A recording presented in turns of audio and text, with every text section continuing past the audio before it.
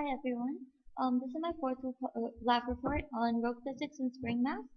So, the main objective was to examine and understand the motion of a spring mass system where the mass swings on an arc while oscillating on the spring. Using Hooke's law, the momentum principle, and energy principle, we see that the spring mass does indeed satisfy the energy principle, which is our main result. Now let's look at Tracker. The first thing we did in this lab to obtain position data was using tracking the video we received in our website. We set our calibration stick to be 0.7 meters from the fixed attachment point up here to a mass hanging on the spring, which is right here. This point is also our origin in the system. 0.7 meters represents the length of the spring with the mass hanging on it in the negative y direction. We set our mass to be our point mass and we tracked the position in which it oscillated and swung on an arc. We saved this position data in a .csv file to later be used in our code, and the position data comes from here as the mouse keeps swinging. Now, from Tracker, we calculated our spring stiffness and relaxed length. The formula of one period is this, shown here. So if we rearrange it to find K, we find K to be equal to 6.88 newtons per meter. We also found the relaxed length of the spring. At static equilibrium, and which occurs because the mass was hanging and unmoving, the gravitational force and spring force are equal. Therefore, we can equate L sub 0, or the relaxed length, using the following method to get 0.127 meters as L sub 0. Now let's take a look at our code.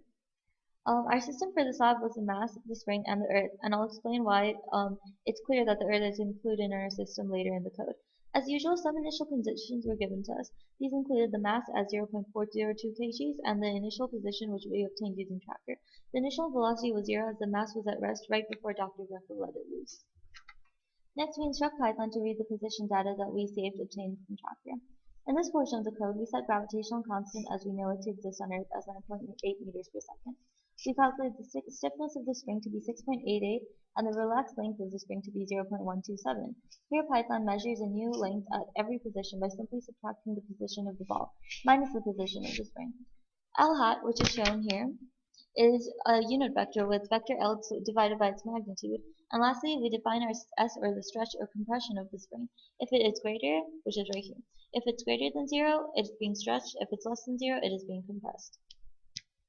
Now, this portion of the code, we get Python ready to compute system energies for us by defining three energies that we know we'll use here.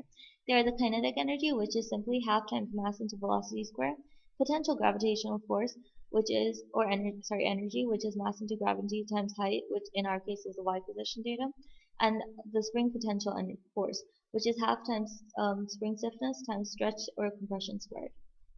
Now, going back to our code. Let's look at our while loop.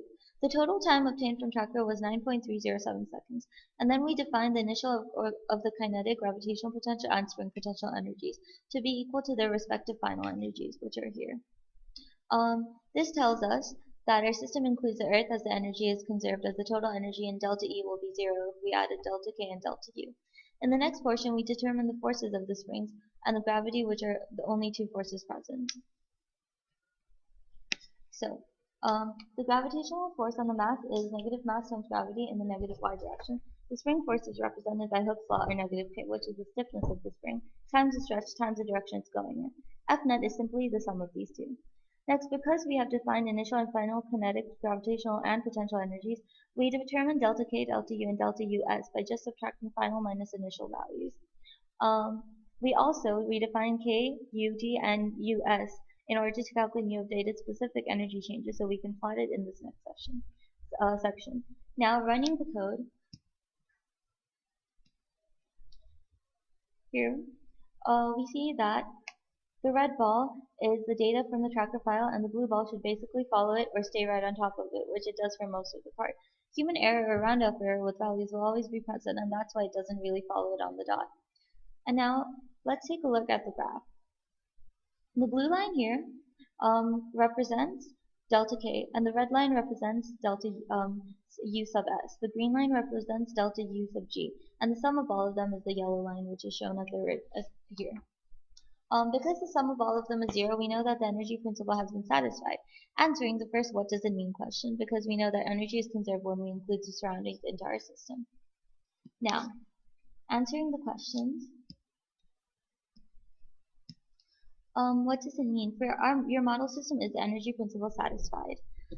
The energy principle is satisfied as seen from the graph here because the yellow line is the sum of all the energies and it is 0. Next, for the next question, um, so we see that x is 1.519 seconds and y is a little bit smaller at 1.330 seconds.